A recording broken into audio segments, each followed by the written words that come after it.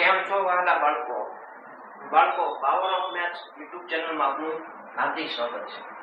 બાળકો, આજે આપણે ધોરણ 9 વિષય ગણિત એમાં પ્રકરણ 1 સંખ્યા પદ્ધતિમાં આપણે સ્વાધ્યાય 1.3 પહોંચ્યા છીએ.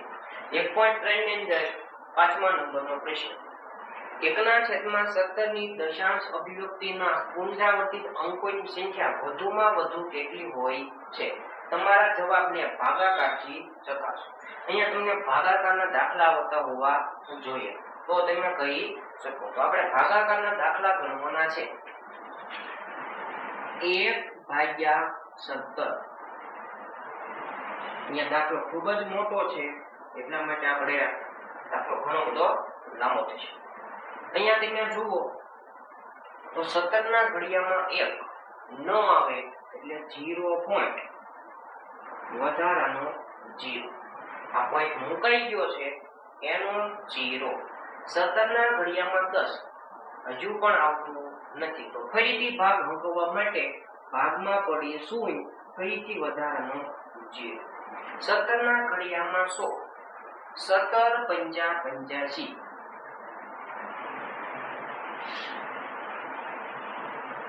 100 માંથી 85 જાય 15. પોઈન્ટ મુકાઈ ગયો છે એનો વધારાનો 0. 17 ના ઘડિયામાં 150 17 7 119 17 8 136 17 9 136 તો 17 8 136 150 માંથી 136 જાય 14 0. 17 ના ઘડિયામાં 140 17 8 136 140 માંથી 136 જાય 4 વધારાનો 0. 17 ના ઘડિયામાં 40 17 2 35 40 માંથી 34 જાય 6 વધારાનો 0.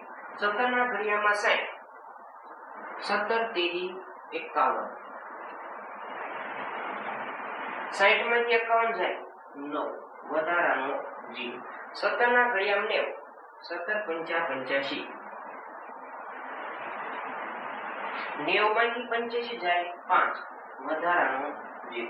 17 ના ઘડિયામાં 50 17 3 51 વધી જાય 17 2 34 50 માંથી 34 જાય 16 વધારાનો 0. 17 ના ઘડિયામાં 160 17 8 136 17 9 153 160 માંથી 153 જાય 7 વધારાનો 0. 17 ના ઘડિયામાં 70 17 3 51 17 4 68 2 વધારાનો 17 ના ઘડિયામાં 20 17 1 17 બાદબાકી કરો 3 વધારાનો 0. 17 ના ઘડિયામાં 30 17 1 17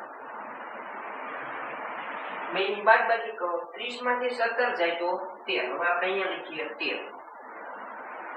17 ના ઘડિયામાં 13 ન આવે વધારાનો 0. 17 ના ઘડિયામાં 130 17 પંચા 85 17 6 102 17 7 119 130 માંથી 119 જાય 11 વધારાનો 0. 17 ના ઘડિયામાં 110 17 પંચા 85 17 6 102 110 માંથી 106 જાય 110 માંથી 102 જાય 8 વધારાનો 0. 17 ના ઘડિયામાં 80 17 4 68 80 માંથી 68 જાય 12 વધારાનો 0. 17 ના ઘડિયામાં 120 17 6 102 17 7 119 120 માંથી 119 જાય 1. અહીંયા તમે થોડું હવે ધ્યાનથી જુઓ તો રિપીટ થાય છે પુનરાવર્તન. તો અહીંયા 185 બીજે ક્યાં 185 છે ના. પછી આપણે આને એક સ્ટેપ આગળ છીએ. વધારાનો જેથી કરીને આપણને ખબર પડે સંખ્યાનું પુનરાવર્તન શરૂ થઈ ગયું છે. 17 ના ઘડિયામાં 10 નો આવે એટલે ભાગમાં પડી 16 વધારાનો 0. 17 ના ઘડિયામાં 100 17 પંચા 85 100 માંથી 85 જાય 15. હવે તો સંખ્યાનું પુનરાવર્તન થાય છે. જો અહીંયા કેટલા 185 અહીંયા કેટલા 185 એનો મતલબ હવે છે સંખ્યાનું પુનરાવર્તન થાય છે. એટલા માટે અમે 0 કેવો લખ્યો છે મોટો, જેથી કરીને આપણને ખબર પડે કે સંખ્યાનું હવે પુનરાવર્તન શરૂ થઈ ગયું. તો અહીંયા કીધું છે પુનરાવર્તિત અંકોની સંખ્યા વધુમાં વધુ કેટલી હોય છે, એટલે કે કેટલા અંક પછી પુનરાવર્તન શરૂ થઈ જાય. હવે ગણવાના 1 2 3 4 5 6 7 8 9 10 11 12 13 14 15 ને 16. કેટલા અંક આવે 16. એટલે આનો જવાબ આવે અંક પુનરાવર્તિત અંકો ની સંખ્યા વધુમાં વધુ 16 છે. આ એનો જવાબ.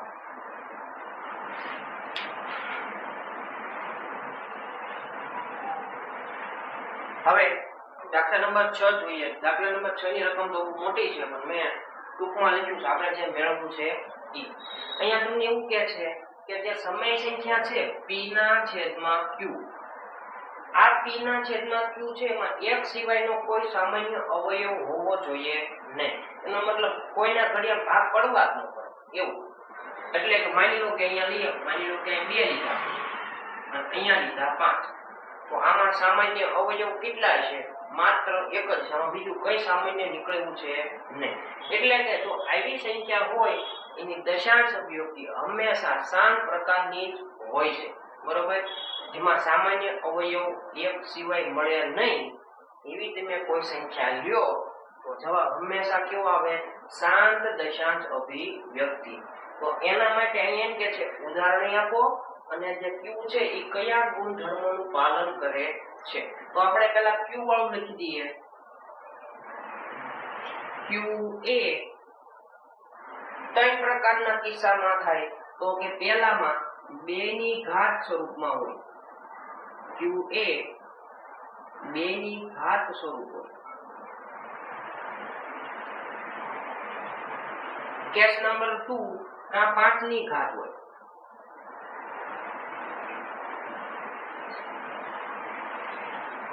કેસ નંબર 3 બંનેના ઘાત સ્વરૂપે હોય.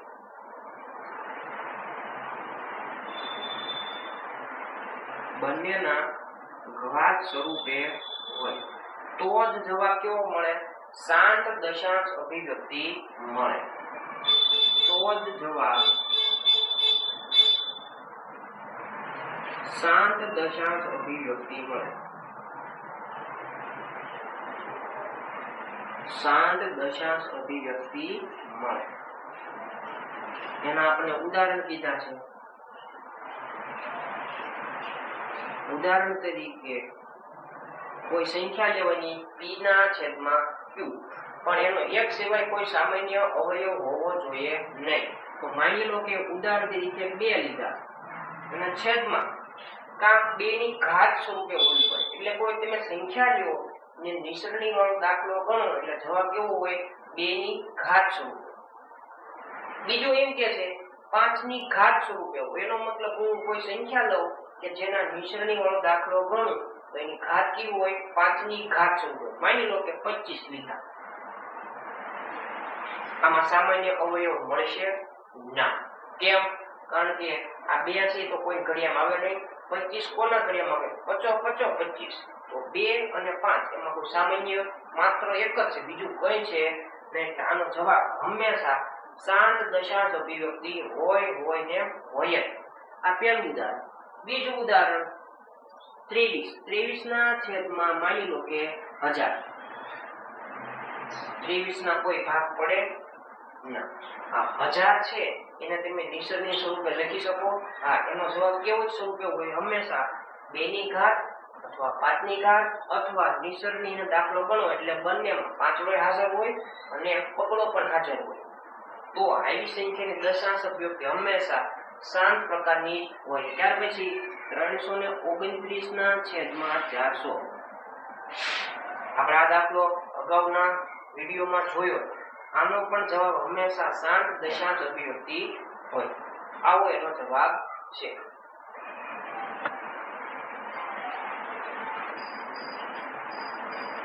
પ્રશ્ન નંબર 4. એવી સંખ્યા આપો કે જેની દશાંશ અભિવ્યક્તિ અનંત અનાવૃત હોય. આપણે જાણીએ છીએ 3 પ્રકારના ઉદાહરણ હોય. તમે ગમે લઈ શકો. જેની દશાંશ અભિવ્યક્તિ કેવી હોય? અનંત અનાવૃત. તો ઉદાહરણ તરીકે 0.10 100 1000 10000 આવી ક્યાં સુધી અનંત સુધી. પહેલું ઉદાહરણ. બીજું ઉદાહરણ 0.20 200 2000 20000 ઘણી બધી. 1.30 300 3000 30000 આવી અનંત ઘણા બધા ઉદાહરણો શક્ય છે.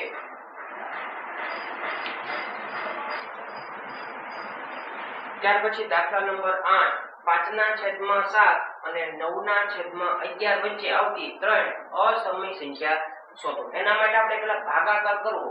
5 ભાગ્યા 7 5 ભાગ્યા 7. 7 ના ઘડિયામાં 5 નો આવે 0.50. સત્યો 49.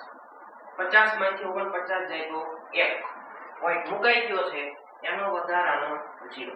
7 ના ઘડિયામાં 10 7 એકા 7. આપણે એટલું રાખીએ.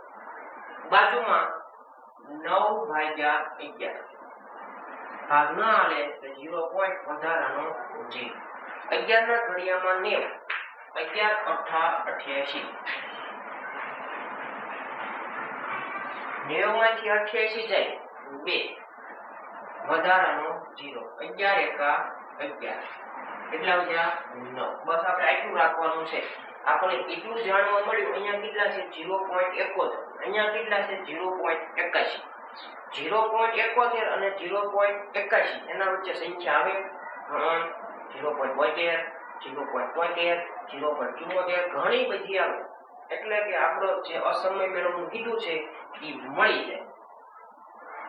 એમાં આ વચ્ચે કીધું છે 0.71 અને 0.81 આવે ને એના વચમાં કોણ આવે 0.72. હું તમને પેટર્ન બનાવી દઉં છું. 0.72 પછી 72 પછી 72000 આવી રીતે મને કેટલી સંખ્યા મળે?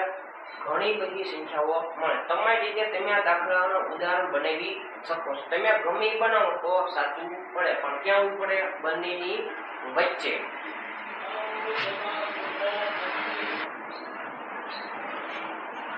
ચલો બીજું ઉદાહરણ જોઈએ.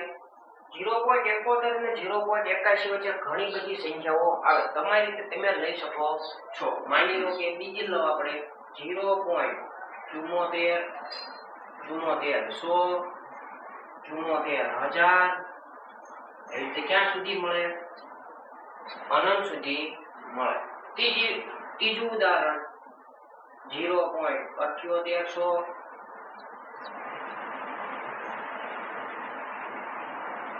78000 ઘણી બધી સંખ્યાઓ મળે. ટૂંકમાં પેટર્ન બનતી હોવી જોઈએ નહીં. એને જ આપણે અનંત અનાવૃત દશાંશ અભિવ્યક્તિ કરીએ છીએ. જો આમાં તમે જુઓ તો કઈ પેટર્ન બનતી નથી. એમાં એક 0 નો વધારો થાય છે.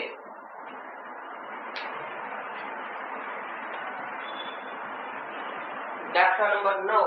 સમય અને અસમય સંખ્યામાં વર્ગીકરણ કરો. અહીંયા જુઓ તો વર્ગમૂળ 23 છે. સમય કહેવાય અસમય કહેવાય? એના માટે વર્ગમૂળ 23 છે એનું કોઈ વર્ગમૂળ નીકળે ના. એનો મતલબ કેવી સંખ્યા કહેવાય? અસમય સંખ્યા.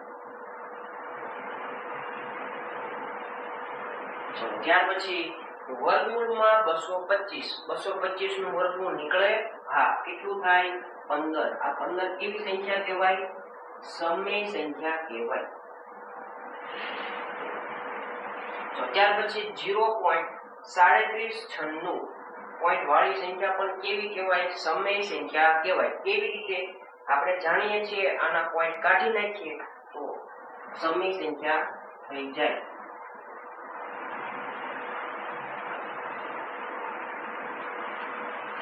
કેવી સંખ્યા કહેવાય? સમય સંખ્યા.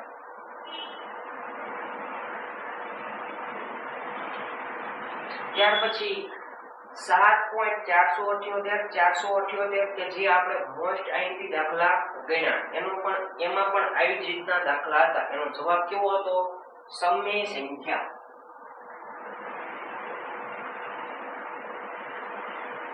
ત્યાર પછીનો છેલ્લો, અહીંયા જુઓ તો અનંત સુધી જાય છે પણ પેટર્ન જોવા મળતી નથી. એક 0 0 નો વધારો થાય છે, એટલા માટે અસમય સંખ્યાનું ઉદાહરણ છે.